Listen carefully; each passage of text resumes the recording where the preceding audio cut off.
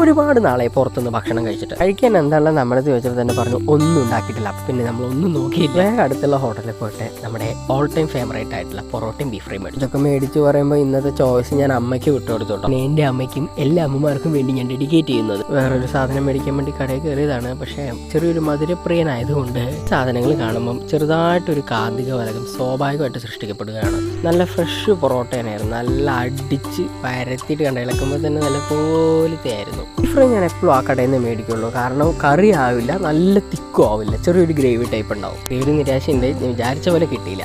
Omelette മുഖ്യം ബിഗിലേ പറഞ്ഞ പോലെ എനിക്ക് പൊറോട്ടയ്ക്ക് ഓംലേറ്റ് എപ്പോഴും ഇത്ര പ്രാവശ്യം കഴിച്ചാലും ആക്രമണത്തിന് യാതൊരു കുറവുണ്ടായില്ല ഈ സാധനം കിട്ടി. അതുകൊണ്ട് എൻ്റെ പെട്ടെന്ന് കഴിക്കും. മലയാളികളുടെ ഏറ്റവും പ്രധാനപ്പെട്ട ഭക്ഷണം ചോദിച്ചാൽ പറയാൻ പറ്റും പൊറോട്ടയും ബീഫ് ഫ്രൈ ആണെന്ന്. Note the point.